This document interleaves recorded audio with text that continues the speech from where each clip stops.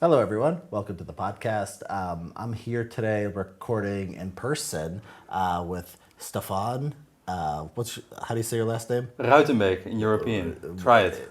Stefan Rotebig, and he's a director. And actually, you describe yourself for the audience. I'm an artist, but I use film as my medium. So yes, I'm sort of a director.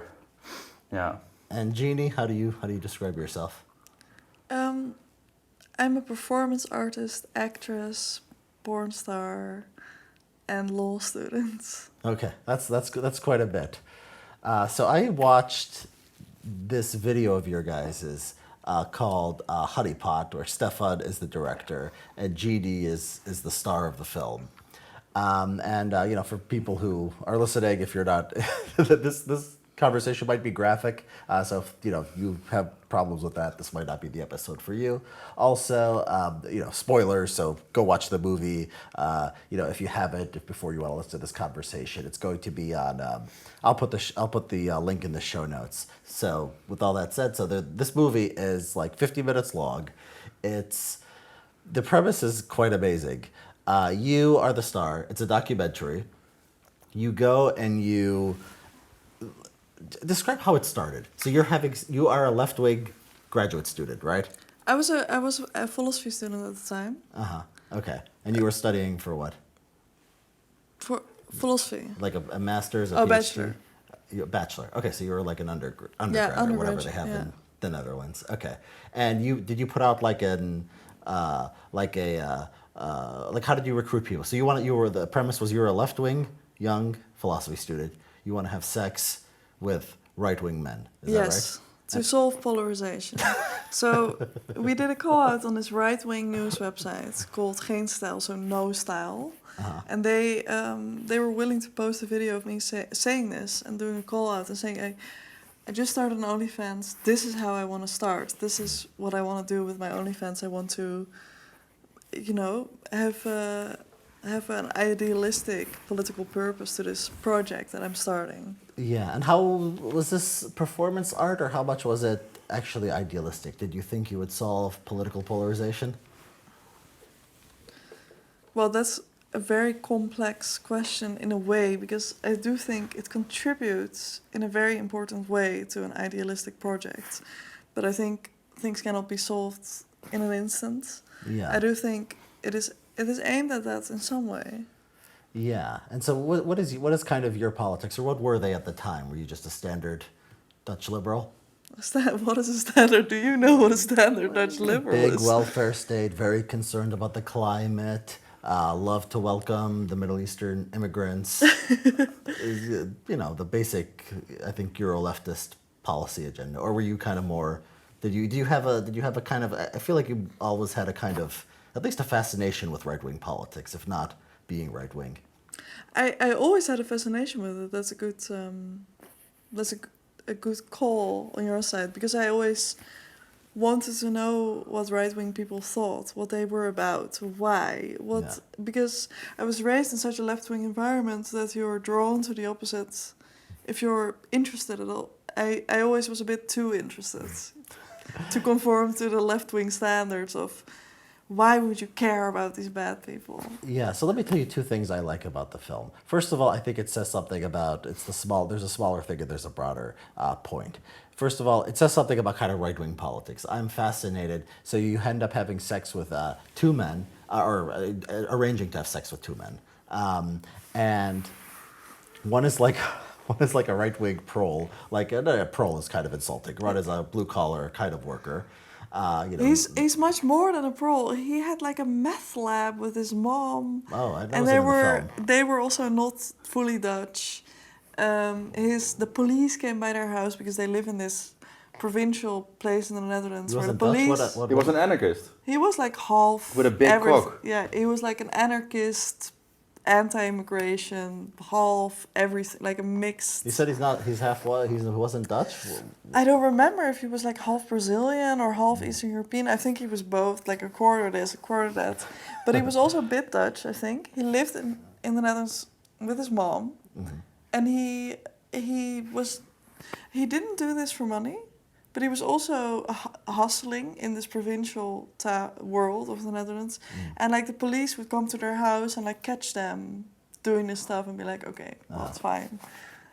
Because that's how it goes in the Dutch province. Okay. So he was also a person who had the basis to be able to do this, which I admire to this day. Yeah, and so the other guy is named Sid Lucassen, right? How famous is he in the Netherlands? Does he have any prominent profile? He's like a philosopher. So you had this two levels. You had this kind of lower class right wing voter, and then high socioeconomic, or at He's least the Richard intellectual. Hanania of the Netherlands. Oh God, I hope not. No, he's the Curtis Yarvin of the Netherlands. But I think he teaches. He has a PhD in philosophy. He has a PhD. He teaches. And he's the philosopher of the right-wing party in Holland. So they publish his books. He's part of the party. You know, like the intellectual. You know, like this sort of. Okay, so I like this. I like this. We'll get into this. I like this contrast between these two guys, Sid, and what's the first guy's name? Louis Fabiano. Louis Fabiano. Okay, Louis Fabiano and Sid Lucassen. I like the contrast between them. But then the other thing, it's like also, this is not just about politics. This is about women and having sex with women and all the things that can go right or go wrong when you're having sex with women. And I think if you don't care about politics, you can be interested in the movie for that, just for that purposes. Does that make sense to you? Is that something you saw during this, or is that something you felt? Definitely. Yeah, exactly. And it intertwines, like the politics and the kind of, the women's emotions. It's all just so wrapped up. So the first guy, what's his name? Fabiano. Fabiano. Louis. Call him Louis. Okay, Louis Fabiano. So Louis... He comes in. Mario Brothers. He comes in and Luigi, yeah, okay, Louis. So he comes in and he's like, he has sex. He doesn't seem like he's very complicated. Did he bring you a gift? Did he bring you anything? No. No. He brought you, the gift was in his pants. Okay. So the gift, no gift. And he, how did he talk to you? Did he want to get to know you? Like, what was kind of the interactions before the sex scenes? Well, I'm thinking back how this went. He arrived in his car. I think we talked a little bit, and we got right into it because this is how you do it. This is the best way to do it. If you talk too much, it becomes a very sticky situation. He's like, in this big car. He opened the door and he just immediately started fucking you when he came in. That's what I saw on video. Is that? Oh yeah. Like within a minute, like he really came in like. Fuck but this, I think I told him to do that. Oh, you gave him good instructions. I think I told him to do that. Yeah. It's so long ago. So much happened. So at Right Wingers in the Netherlands, the fact that they posted this is kind of interesting. I think this would be controversial on any kind of conservative website. I think if you did this on I don't know, what's the equivalent? Like, what's the American equivalent of this website where you post it? It doesn't exist. It's too free. It's sort of like Breitbart, but without the sense of humor. Breitbart without the sense of... So it's like a very serious Breitbart? That sounds... It's sort of, like they're more like Dutch, so they want to be a little bit serious about stuff. It's this sort of Calvinistic, boring Breitbart in a way. So they want to do real journalism, but they're also a little bit more... They don't have the financial means to do real journalism, so it's a web blog. Yeah. They're well-intentioned, right-wing, healthy people who want the best for Holland. But I think if you did this on Breitbart or something, I don't know, Daily Wire or something, people would come out and they would say, the audience would rebel because the audience would say, this is perverse, this is degenerate. And so, was there any of that? Was there any backlash to the website doing this? Yeah, there was one guy within Geen Stijl who really likes Chirac and thinks art is important to, elevating society. And the rest is just these stupid right-wing people who hate Chirac because it's progressive and weird and they don't want it. So somehow we got slipped through with this weird call. And then after the whole scandal started to evolve, they took the side of the self-proclaimed victim, Sid Lucassen, and they didn't want to have anything to do with this anymore. Okay, interesting. Okay, so there was no problem with having sex with a random woman in kind of theory. It was just when the thing kind of blew up at the end is when they got upset. Hypocrites. Okay. So this guy comes in. It's very uncomplicated. There's not much there. Just a lot of sex and a lot of enjoying Mr. Louis. And then the second part of the film is Sid. And Like, is he? So is he? I was reading the subtitles, and I was trying to get this if this was right. Did he write an article on redistributing sex? So he's like kind of a incel-friendly philosopher. Okay, and how serious? Like, was this a thought experiment, or was this a serious proposal, or what? With these guys, you never know. You know, I think they don't know themselves. They're like floating around in these like. Yeah. Would you know when? Would you know, as being Richard Anania, exactly when you're doing a thought experiment or when you're being serious, or Oh, I know. and what would be the difference between the two? I just tell people. I mean, I write articles. I say this is a thought experiment, and this is I'm just a serious opinion. Yeah. I often don't know. I often don't know Okay. whether I'm because if you would, you know, like know this in advance, then it wouldn't be that experimental. Sometimes you have to experiment with your real convictions in a way. Yeah. Okay. So, but this guy is like a he is. Does he want to like ban abortion and gay marriage? Is he like that? Is it? I really don't know. You haven't read him, right? No, I haven't read him, and I also think he's really more focused on love, romance. Like it's really. So he's a romantic. He's a real well, yeah. Does he put women on a pedestal? Is he one of these guys who's like? Definitely. But he agreed to have sex on camera with you. Yeah. So yeah. Yeah, this does not compute from an American perspective. Like someone with this views would not have sex on camera with a random woman. Like it's just different. I think in America, this Puritanism pushes down people's openness to be bohemian and also Yeah. experience romance in that way. And I think the Dutch right wing even is more open to that. Yeah. Because this idea of like also, you know, we're Dutch, but we're also a bit French, you know. Yeah. We also make love. this lives with everyone in the Netherlands, I think. It's a bit less shame. Yeah, okay, so he comes in and he's talking about how he had this one girlfriend. Her name was, what was her name? Like Manon. Manon. And was that her? Did you get that woman? Was that woman who was talking during this with the red hair? Yeah, I mean, I really like did a lot of research and found the actual left-wing girlfriend that left him. Yeah. And she was really happy to be in the film because she wanted to tell her side of the story. Like, how was it for her to have a relationship with an extreme fascist-leaning right-wing man? Mm-hmm. And he was still longing for her. Yeah. And I think this longing was projected into our film and sort of filled our film with his, Yeah. you know, his love poetry. And you dressed up as the woman. Also a little bit because at certain scenes she wasn't comfortable in doing. Uh-huh. So then I said, well, I mean, I will dress up like you and do it. You dressed up like her. You dressed up like I think her. as a man it's always very important to step into the skin of a woman and experience the world, you know, from their perspective. Not like female gaze, but sort of female LARPing. Okay, that's fun. Female LARPing. I like that. Okay, so he comes in and it's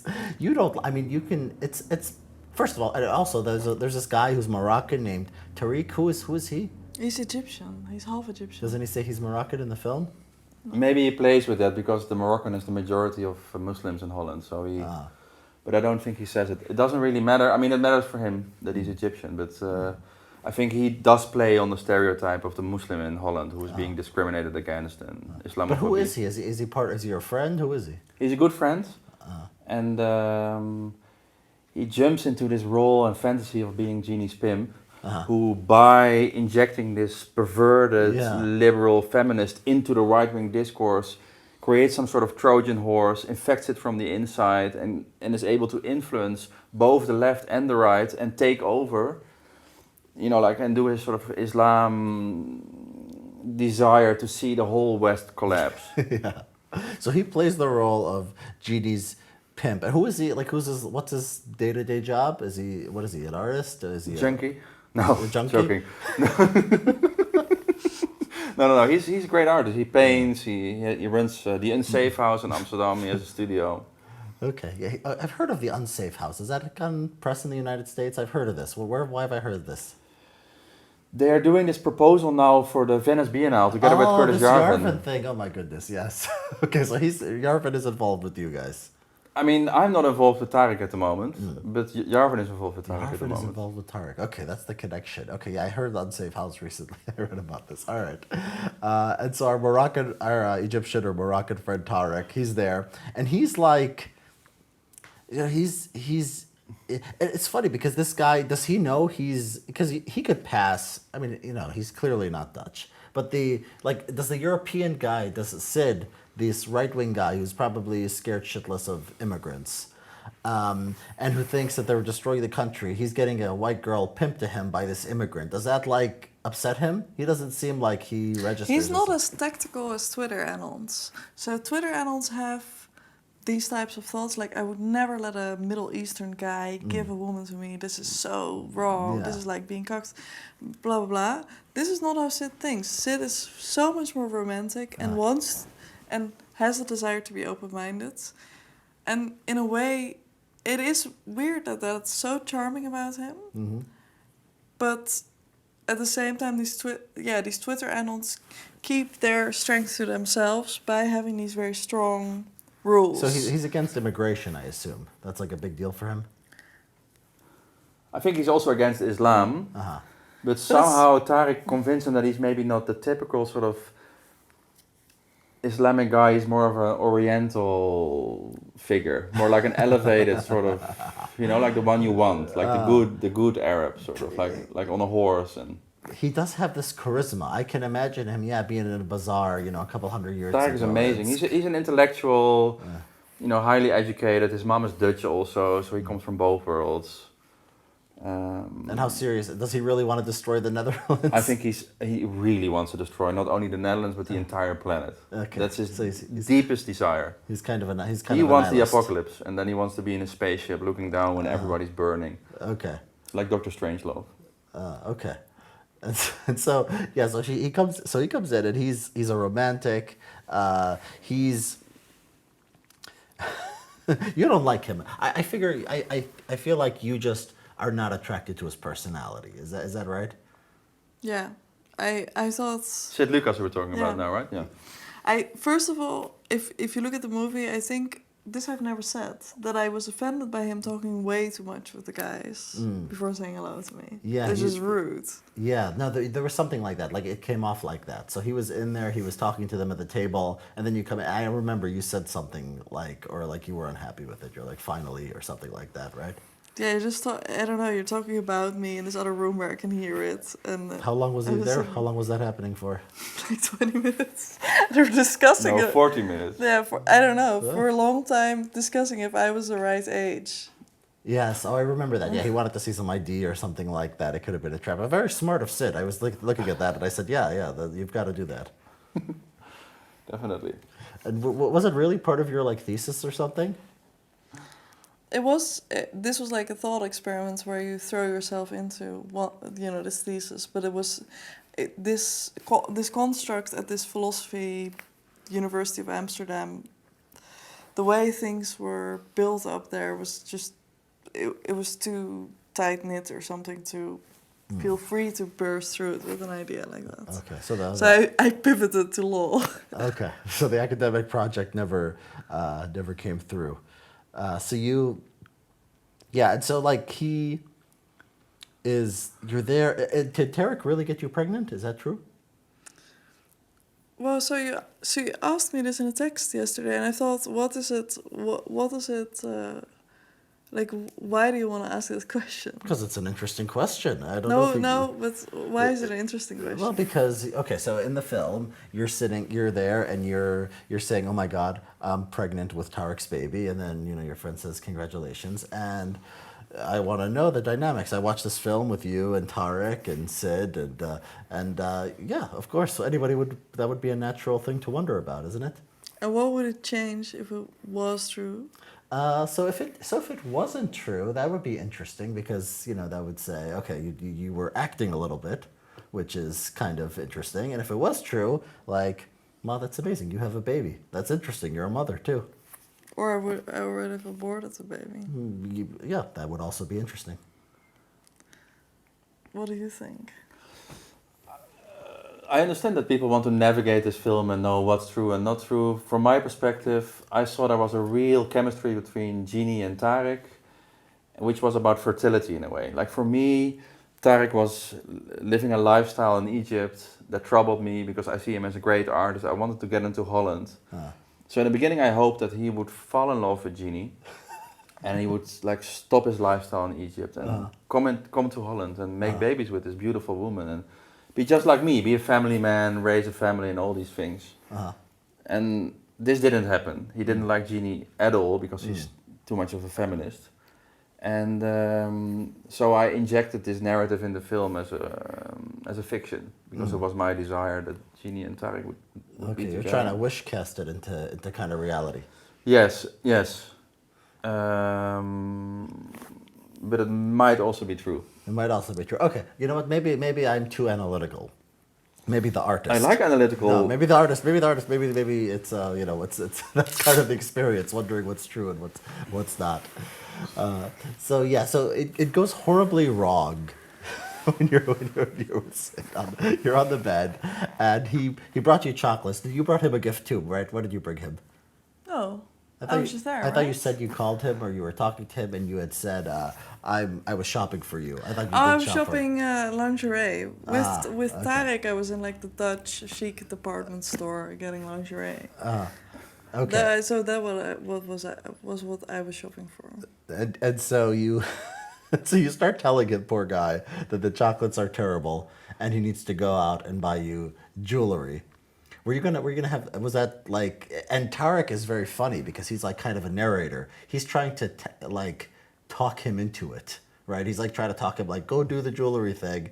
And it was like kind of, he was willing to do it, but the stores were closed. This is a kind of very European story. Like half of your time you're spent, you can't find a store that's open to buy what you want. And so you were gonna do, were you gonna do it, or were you just gonna be like, was that just like a next step, like hopefully your feelings would change? Like how open were you to sit at that point? I didn't really know because I had this like earpiece in to suggest what the next step could be. To tell me, okay, are you gonna pull through? Are you gonna accept this gift? Are you gonna do it then? Because we tried to like calculate this before with an algorithm. What is like the strategy that you need to take in this situation? So I had this earpiece telling me, okay, now you ask for more.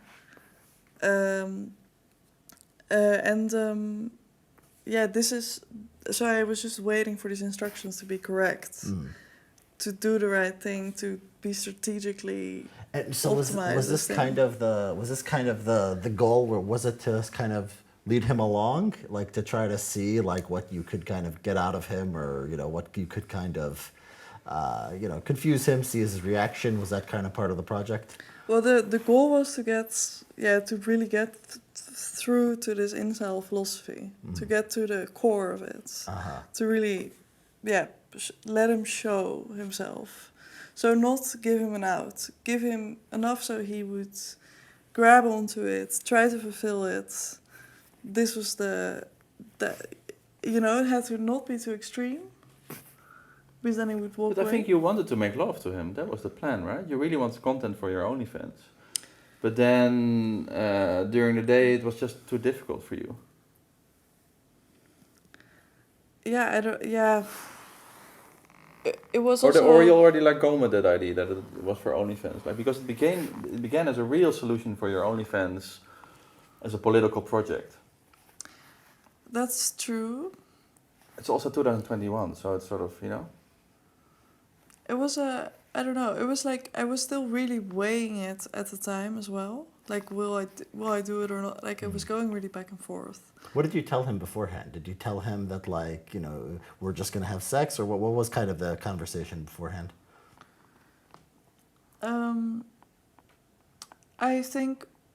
I think the goal is to have sex between a left-wing woman and a right-wing man to solve polarization. That's like the ideal. Yeah.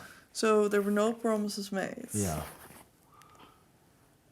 And You called him an oaf. Well, what is that? You kept repeating that word. yeah. What does that word mean to you? in Dutch it's ploert, and it means someone who's not generous, basically. Someone who, and also there's a clumsiness to this word. You're not generous, but you also keep dragging at someone. You're annoying. Yeah. Is it? Yeah. And so, like the example you bring up, he brings you chocolates, And did he really do this? He took a chocolate and then closed the box? Yeah. I love this. And is it like, how much is it like he's just kind of insecure and nervous? Because I feel like sometimes people, when they're not thinking, it's just they're so nervous, like they can't kind of comprehend. Was that it? Was he just kind I've of, never seen anything like this from someone who isn't also a bit, I don't buy that. you don't believe he was I just, think because clumsiness is different, and also if you don't handle your own clumsiness well, that makes you an oaf. So if a girl's like, oh, you ate that chocolate and you didn't give any to me, you can see it as an opening, or you can act like a told off baby, like it's a and choice. he did the latter, Yeah. right. Is he just, I mean, I get it, but I think that, like, he has this scene where he's very frustrated.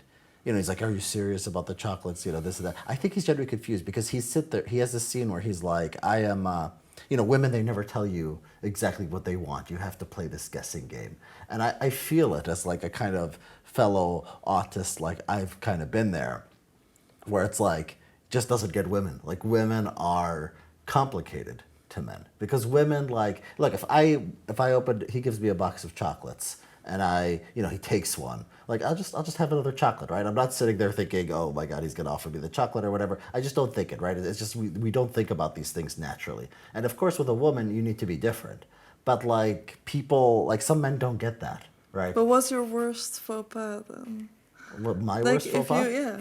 I mean, I've done way Like worse have than you that. slammed the door in a woman's face, or Have I slammed the door on a woman's face? Yeah, that's a classic one, right? yeah. I mean, I'm sure I have. Yeah, I'm sure I've just walked in and like not opened a door, or like, I mean, I've done that before. Like, Oh, but women, I think I think why it's hard to forgive this guy, is because he's kind of like, there's like an oafishness where you are confident in yourself and you're just like, oh, that's him, like I'm gonna forgive that because he's just like kind of a cool guy and just gives me fun, gives me some kind of excitement. But I think with this guy, he didn't have that redeeming feature. He was just kind of inconsiderate but also boring at the same time. yeah. I don't know. There wasn't a lot of working space. Like there wasn't a good back and forth. Yeah. That's a big. If he would only have had this conversation about autism, about If he was vulnerable. Yeah. it's not so much about curious. Yeah. It's. I mean, I agree that the film is sort of like the entire film. Me, Tarek, Genie represent the woman. Like sort of as a giant construct. The entire film, the whole film set is a woman that he walks into and he's sort of trapped in it. So that's sort of the empathy you can feel for the incel or the autistic little boy. And we have to play the role of the villain. So you can sympathize with this autistic boy in the film. It's sort of like we are the villains of the film. But there's also this like, how do these sort of incel philosophies, when male, female, but also just right-wing fascist ideas, relate to an inability to deal with women? Yeah. And I think that was something that we wanted to research in the film or make into a dramaturgical spectacle. Yeah. And I think the pride that Jeannie feels for herself, whilst also doing an OnlyFans, which seems maybe contradictory if you look at it from a Christian perspective or Puritan perspective, was crucial. Because the right-wing autist philosopher came into it from an Enlightenment perspective, like, I'm right-wing, you're left-wing, we're going to do this Hegelian thing, but also in a physical way. We're going to find synthesis. But he was not living up to that intention, which I think would be my fundamental critique of this sort of incel philosophy that he proclaims to have. Elaborate more? He wasn't living up to this. Just go on about that, because I'm interested in that thought. I mean, there's nothing wrong with being an incel or being an autist, but I would say there's something wrong with being not curious to further research that. Immediately want to make that into like a fascist structure Yeah. where then, like women have to be here and we do this and we do this. I don't really like that. I'm against that. I have like an activistic sort of progressive thing against that. Yeah. I want an open discourse. Interesting. So in a way, he's my enemy. I do fight against fascism. I want art to be this tool to look at philosophy beyond just like logic or words on the internet, on Twitter. I want this film to be a dramatic expose of philosophy, an aesthetic expose. Interesting. So your kind of perspective on Sid, and this is not just Sid. This is kind of right-wing politics more generally. Also left-wing politics. It doesn't matter in that sense. It's very general. It could be left-wing politics, but yeah, in this case, there's this guy who he has his natural flaws, right? He's a little bit autistic. He doesn't get women like some men. They just understand. Which is some fine. Women, they don't. Exactly, that's fine. And there's a couple things you could do with that. You could be curious. You could try to improve. You could try to understand the world. You could be interested in women. Or you can just be, I'm mad at women. We need fascism. We need to go to Hitler. And like everything's going to be solved. And you see him as like kind of doing the latter thing. When if he did the former thing, you would be more sympathetic. I mean, I'm also not saying that I'm per se against misogyny. I mean, you can hate women and still be a great philosopher or all these things. But it was really shallow, and I think the shallowness is what sort of like what got him discredited. It's why he wasn't allowed into Jeannie's arms or between her legs or whatever you may call it. Am I saying something correct here, or am I being wrong? No, I agree. I agree that I don't know. What did he ask me again? He was so. He was being judged. Yeah. It was sort of Judgment Day. I think this is the core narrative of the film. The core narrative from his perspective was that he was being judged. Is that right? Oh, from my perspective also. Okay, let's weigh this guy. Let's see the true weight of this guy who everybody in Holland is so afraid of because they see him as this fascistic right-wing thinker. Let's see what meat do we actually have here. Like what is the. Because it was my true thought before. When I saw like the video he sent in, I thought, well, I don't mind that this is an awkward video where he talks about his ex that he dreams of. Because this, he can reveal something about himself, or he can reveal some interest, or he can reveal something that that I will find sexually interesting. Yeah. Even if he's awkward, because they're not mutually exclusive. But the combination is weird because he agrees to do this thing, which is a very vulnerable thing. Like most men would not do that, right? Go have sex on camera. It's not a very common thing. So that indicates openness. He wants to talk to you about his former girlfriend and how heartbroken he is. So he has this part, but then at the same time you're saying, well, his problem is lack of curiosity, lack of kind of openness. Like how do we reconcile these things? I think we don't have to. I think that's what we sort of discovered during that day. That's sort of. So apparently, acting in a porn film, showing your dick, whatever, is easier than discovery. Showing your dick is easier than discovery. Depends on the person, right? Some people will discover. In this case, of course. In this case, for some reason. It's going to be hard for me to get to see your dick probably today. But I will engage with ideas as much as you want.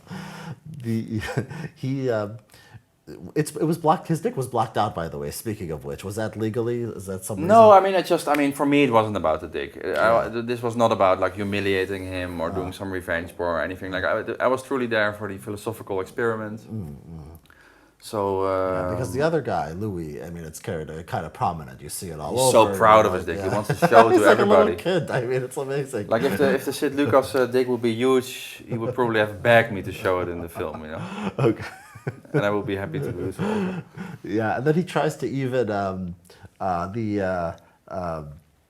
old was Louis, by the way? 15. Around that. Oh. Sorry. No, I think he was younger than me. I think he was 20. Yeah. He's 20. Okay. And then we could cut that out if you want. If that was. It was a joke, right? People get it's a joke. It was not really 15. I don't know what's legal in the Netherlands. I don't know 15. No, I mean it's a joke. It's not true. It's not true. Okay. And You so, don't know what's legal in the Netherlands. You can go to the Netherlands and fuck an 8-year-old child. oh yeah, the Netherlands. Yeah, it'd be weird if it was. Yeah, you're right. Exactly. Especially if they're Muslims. You know? And, yeah, what was I saying? Oh yeah, he tries to revoke his permission, like midway through the film. Like what provoked that? That was just because Genie was so upset. He was kind of starting to be embarrassed, and like did he push on this point? Because you see him, he says it once in the film, and then he kind of drops it. How much does he like try to push you on that? Oh, me.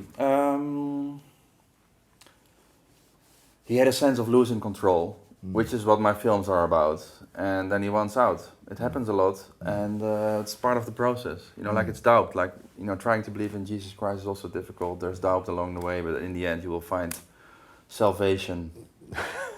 It's the And you can see it in the film. It's beautiful to watch. Does he find salvation? I mean, he promised me that he would commit suicide if I would drop the film. I dropped the film. He didn't commit suicide. He now lives together with a wonderful, big-breasted woman. Well, good for him. In a country still producing, materials. You should have him on your podcast. He's great. I love him. Okay. And he also, he's going to be also in the Michel Houellebecq film that's going to be released. And so you guys are friends? Do you guys keep in touch? We recorded another scene. Oh, really? Like we made amends. Uh-huh. He understands now that I was crucial for his psychological development. This is insane. This is amazing. We do amazing things at Kira. That's amazing. This is a whole better. process. This is therapy. I did not know this. And well, the other things you shot, was it released?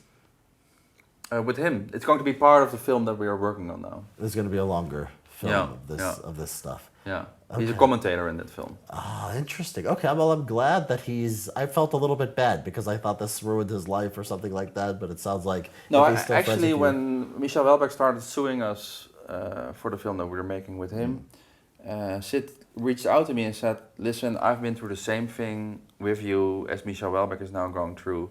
I would like to read a poem on video camera to show my support to Michel Houellebecq and also show him that it's not as bad as it seems. Uh-huh.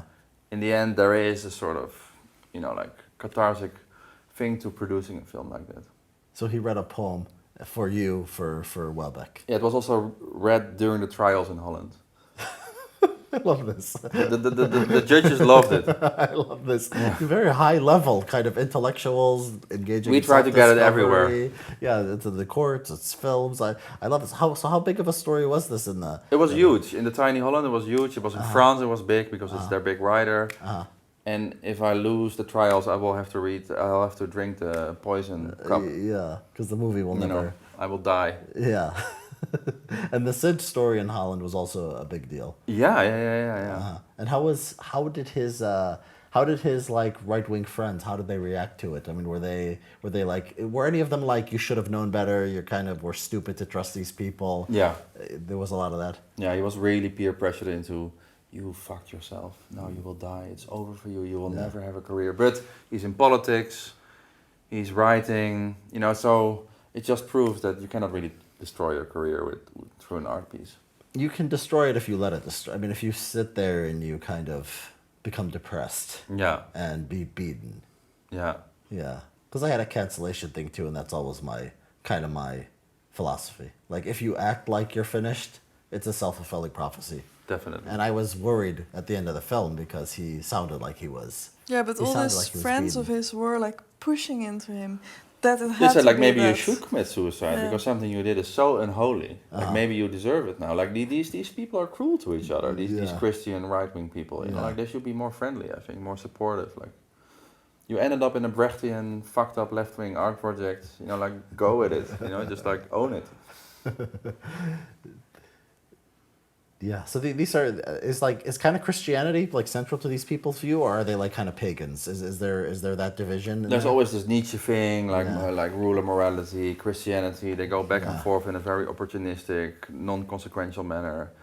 But maybe that's my blanket. I'm not really interested in the sort of like trying to make logic out of their nonsense. Yeah, it's the same thing it's the same thing in the U.S. I mean, it's the same thing everywhere. I think the right-wing thing has this kind of Christian trad Nietzschean tension that's kind of always there. I mean, I'm a Nietzschean. I truly believe in Nietzschean metaphysics. I'm an artist. The gay science is extremely important to me. Tragedy, Birth of Tragedy. I mean, all these books are amazing, but I think I'm not talking about sort of like the whole right-wing Twitter sphere, but in the case of Sid Lucas and the Dutch right-wing party, I think they really butcher Nietzsche like the Nazis did. Yeah, You I know? mean, Nietzsche hated nationalism. I mean, he was against nationalism. He was against anti-Semitism. I mean, you find this German nationalism in particular. So yeah, I think you're right. I think you guys are probably closer to Nietzsche than they are. Yeah. So did this solve polarization? Is the Netherlands, is the right and the left friends now? And has Genie brought them together? I think it really did some good work, to be honest. You really think so? I mean, you're going to these right-wing parties. You're going to the same fascist right-wing party. They invite you. They like you. There is an artistic discourse going on, and I think this is truly liberating. And it will not solve, all the problems. We need technology for that, other things. But I mean, if you have this world without these art pieces that you can watch, and then maybe something that we experiment with in Holland can be important to the United States, and it will have to find a larger market and be bigger. And I mean, I think we're just at the beginning of this sort of Nietzschean art that we are trying to bring to the world. Yeah.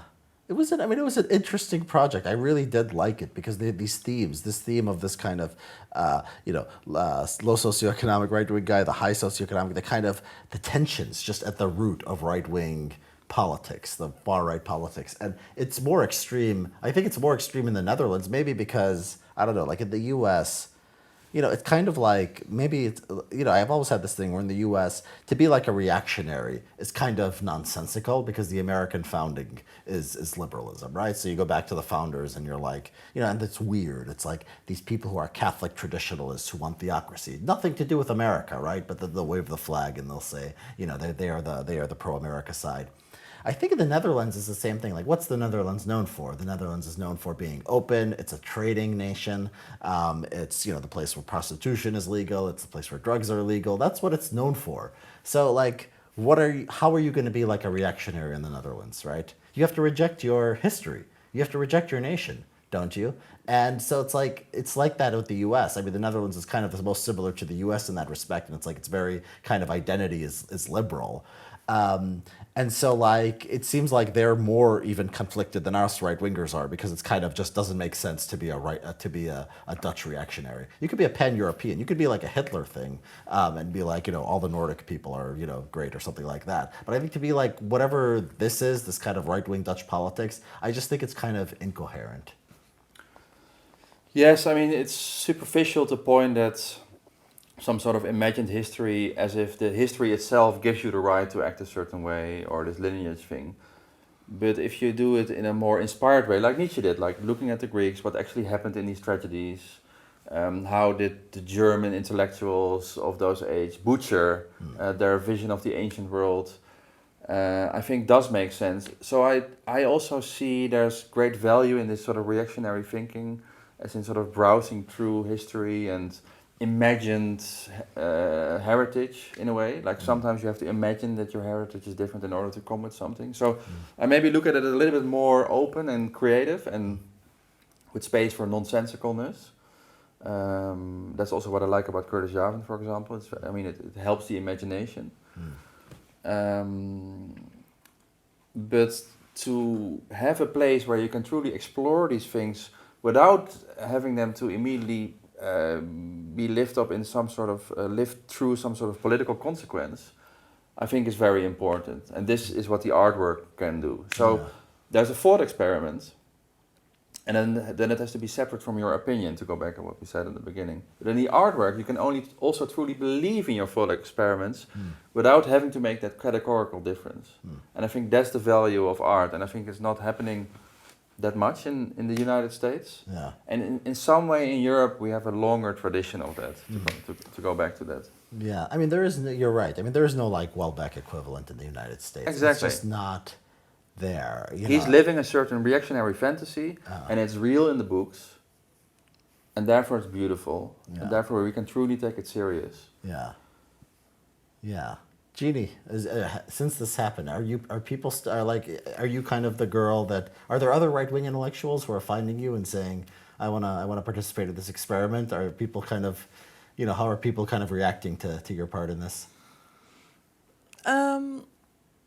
I think right wing people like it the most. They're the most open to it. So this right wing party really opened up. Like I walked past their drinks evening and they started shouting at me, Jeannie Jane, Jeannie Jane, and I thought, oh, these are these people of Sid's party. They're gonna be angry at me, but they were very happy to talk to me. They were very happy to. They invite me to all their things, and they want me there. But they're also proud that they're Sid Lucas for doing this silly thing, right? Yeah. In the end, it was all a carnival. That's very nice. Yeah, that's very nice for Sid. Is there any left-wing pushback, or are people like, is there like, I can imagine feminists getting mad at this. I can imagine people being upset. Was there any of that? There were feminists mad at the time because of the consent question. That he has this it moment gave of us so panic. much shit, Jeannie. Come on. Yeah. But also because the liberals control the entire cultural world. Who didn't consent? Who didn't consent? So this moment where Sid implodes and loses control, they see as like proof, like this is not okay. He's you being had raped. to stop. You Oh, is being that's raped. fascinating. Stop So the now. left were defending a right-wing fascist for being raped on our camera. Right? That was the sort of narrative.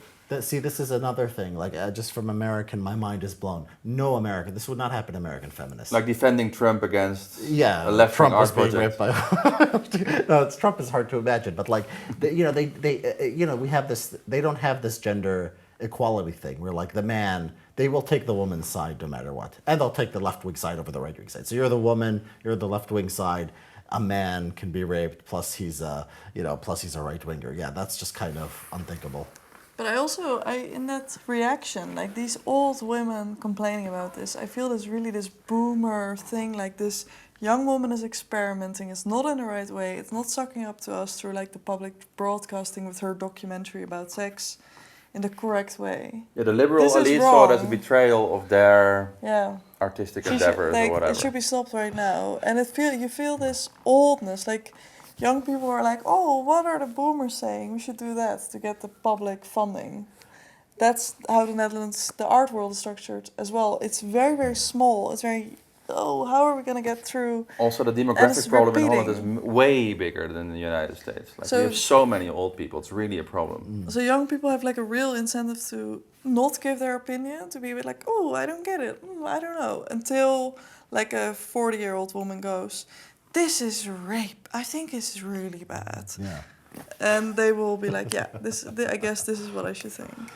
I think that's like the real, the dynamic. That reminds me, by the way, when this is another thing I was wondering if it's true or not. When Tarek tells him that your boyfriend accused you of rape, and was that made up? I thought that was a story. Your boyfriend. This is a whole story. Should I go into this? If he wants to, he's the boss. No, because this is interesting. So I'll tell people in the movie Tarek is when Lucas. So it was not my boyfriend. I was cheating on my real boyfriend with the boy who accused me of rape. Yeah. Let me explain to people like what happens in the movie. So Tarek is talking to Luke, and Lucas, the philosopher, is upset.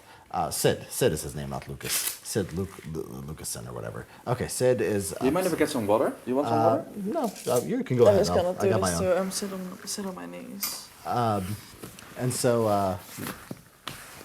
Yeah, so we can continue. Yeah, we'll wait for him. So Yeah, it's Sid fine. is. He's heard this story so many times. Okay, so Sid. So for people know in the film, Sid is sitting there. He's upset because things have gone south. And then Tariq has said, she's been through some stuff. Her boyfriend or some man accused her of rape in college. Okay, so I was wondering if this was true or whether Tariq was just kind of playing on him. But you're telling me it's true, so go ahead and tell me the story.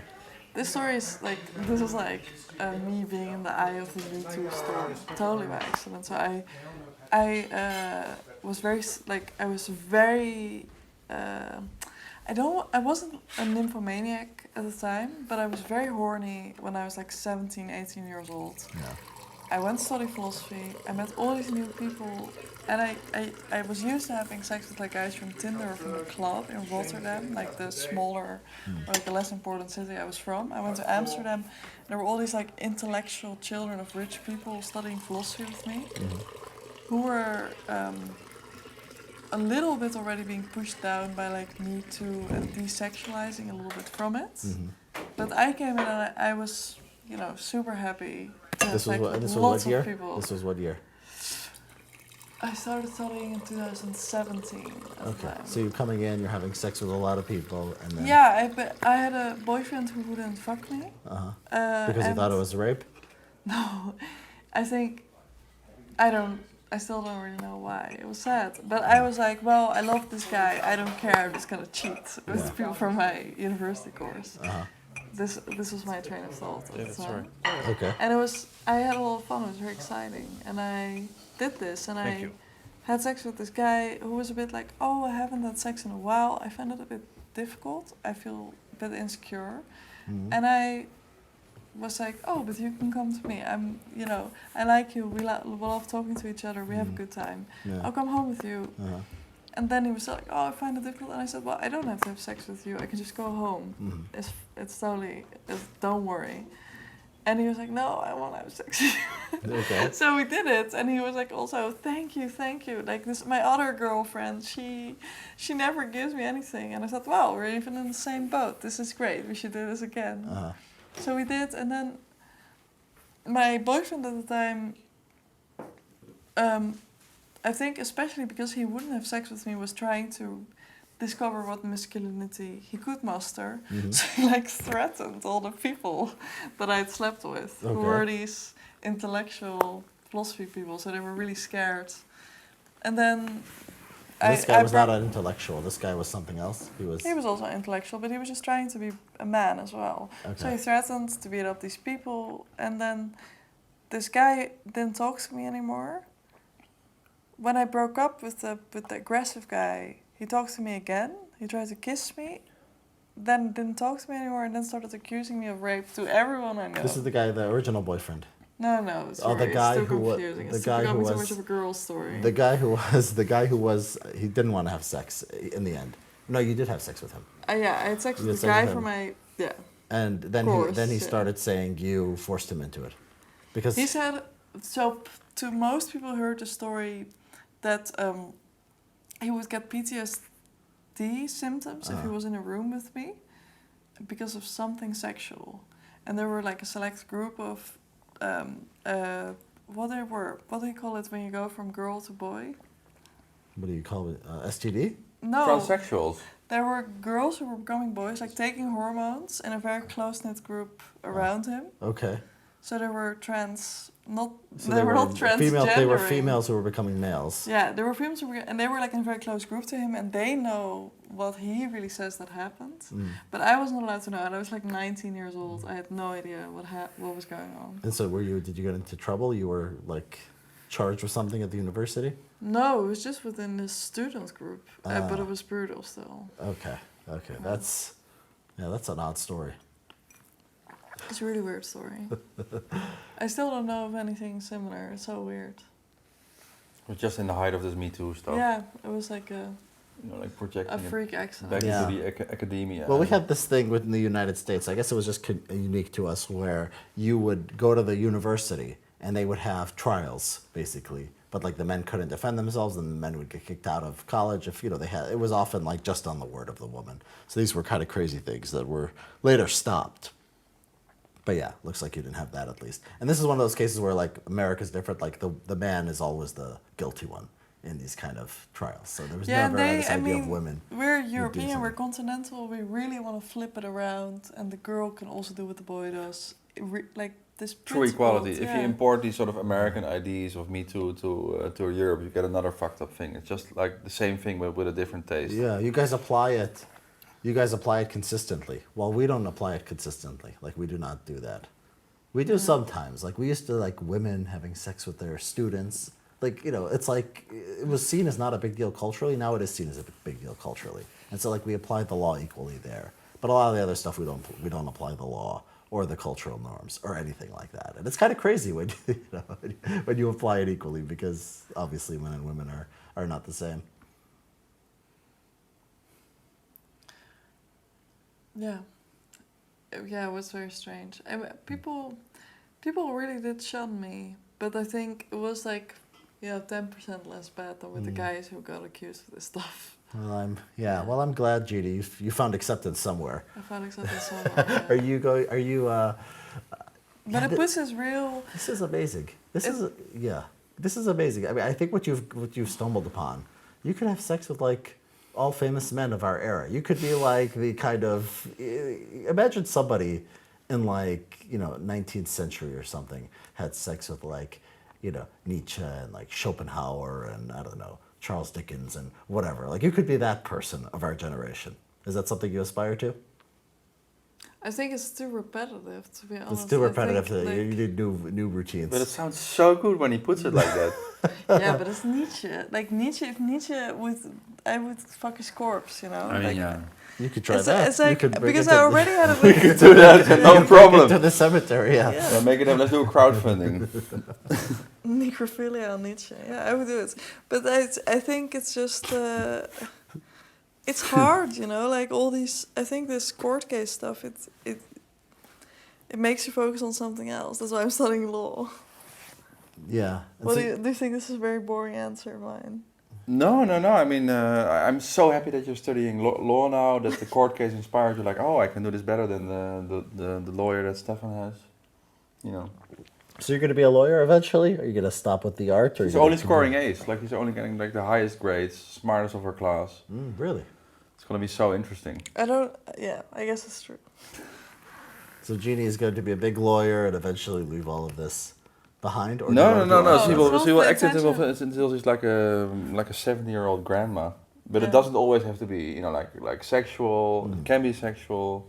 I think like older women also have a sex life. Yes, of course. Yeah. All right, well, cool. I will be looking. I enjoyed the film. I encourage people to watch it. What's next for you guys? Like, what is kind of the projects going forward? We're working on this film that also involves Micha Welbeck, which I think is the fruit of this Honeypot film. So in Honeypot we were solving a European problem, this sort of Hegelian left-right wing problem, very continental. And then with Micha Welbeck it was so much end of 20th century, this atheist screaming that he doesn't want to die and like against.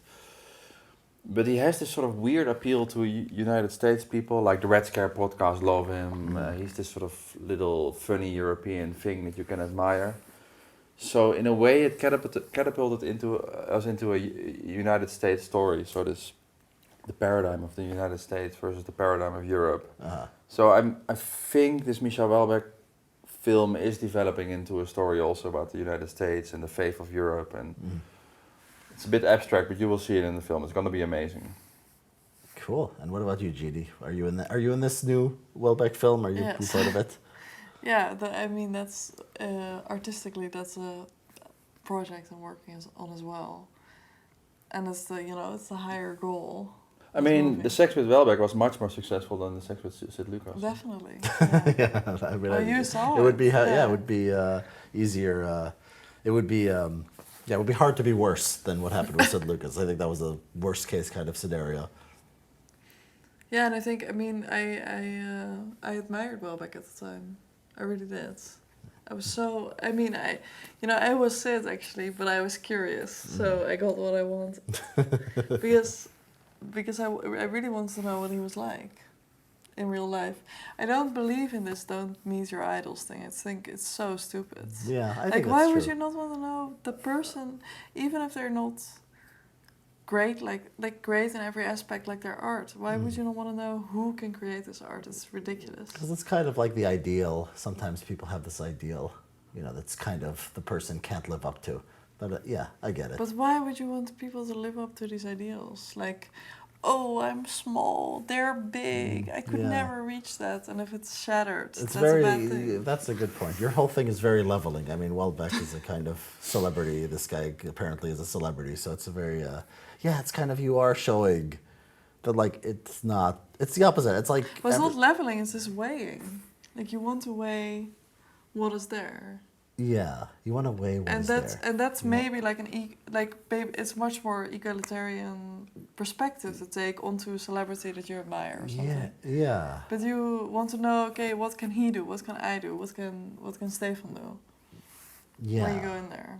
Personal relationships are always like, yes, exactly. Like, there's a Welbeck philosophy and then there's Welbeck kind of living. And this guy Sid, I think, like, contrasting comparing and contrasting like his philosophy and then how he reacts in situations. I learned a lot. I mean, I learned a lot. I learned kind of what is at the core of like this incel ideology, right? Because I was telling you guys this thing the other day that I think that these guys are just like they're misogynists. They supposedly hate women, and they do, but it's like they are really really sensitive in a way that like non-incel men are often not. Like he is like you even have this conversation with him where he's like I want to be accepted, this and that, and like Yeah, but he's sensitive, but he's also egocentric in like a really childish way.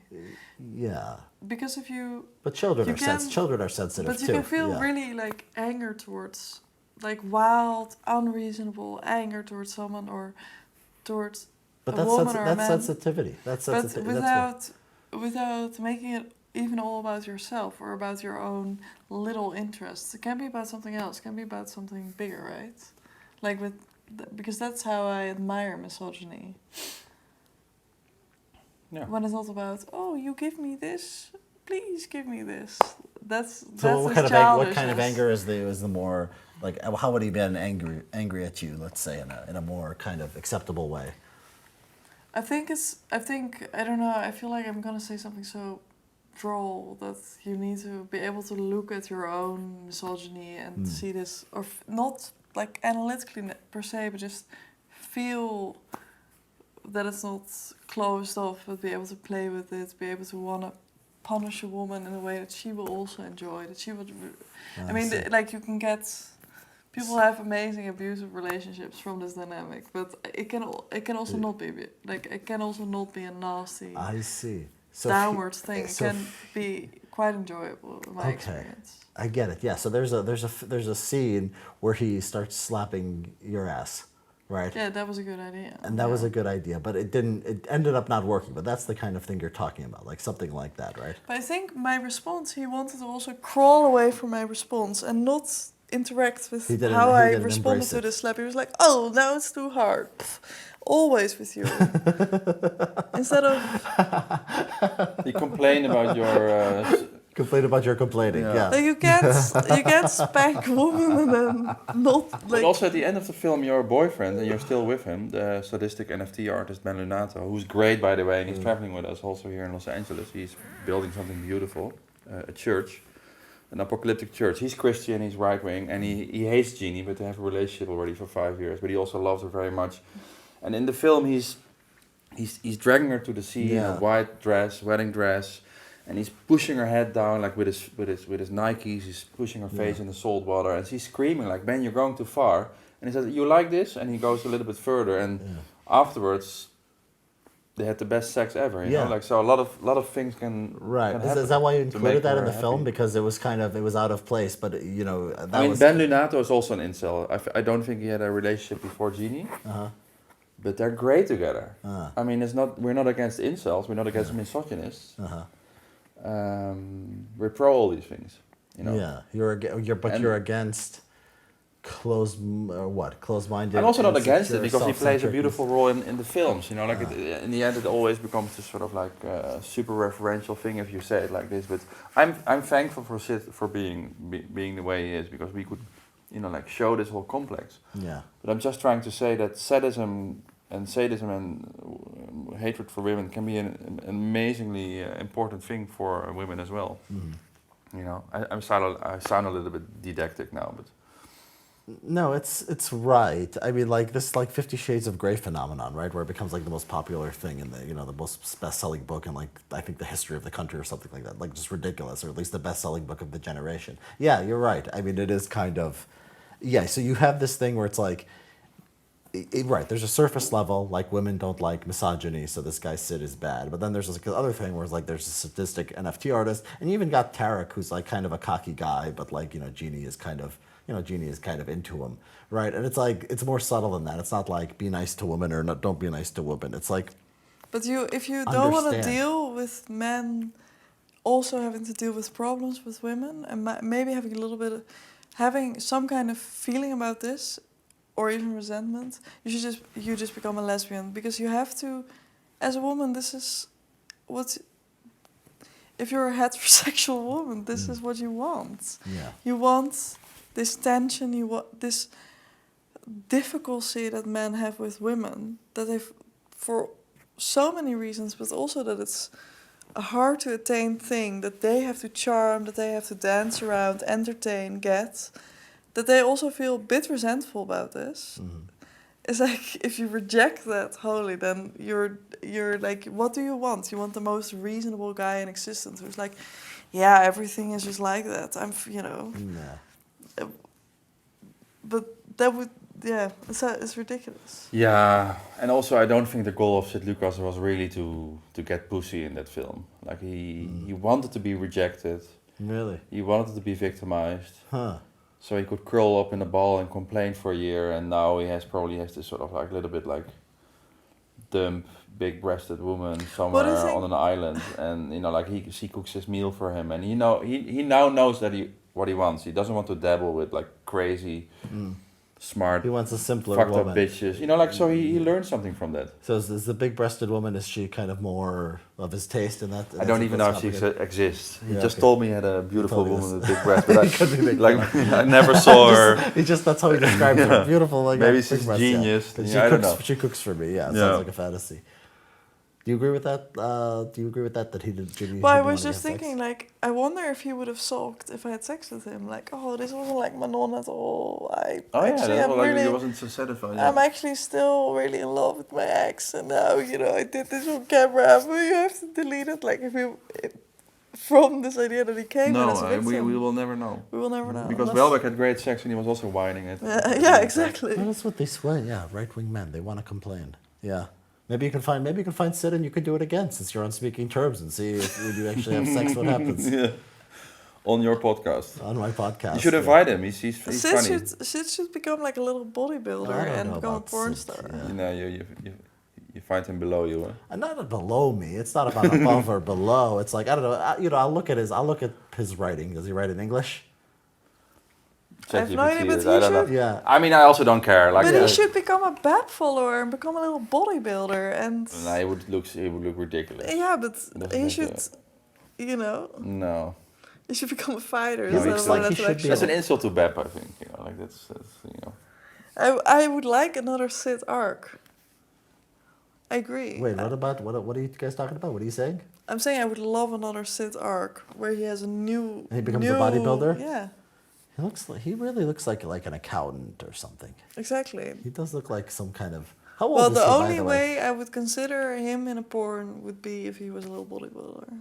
Okay, so because I know it will never happen. You almost got him to buy you jewelry. Maybe you can get him to work out for a few years. You think this is too stupid? No, I said it's fine. Like, Yeah.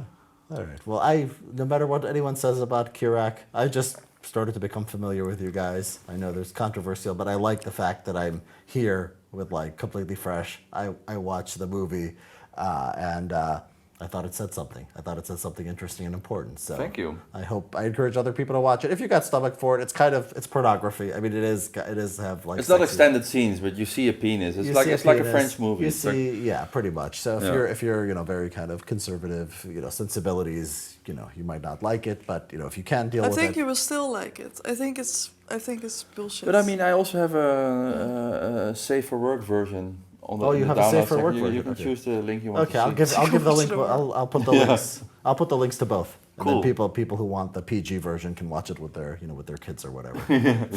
Exactly. All right. Well, thank you guys. It's been a pleasure. Thank you so much. Thank you.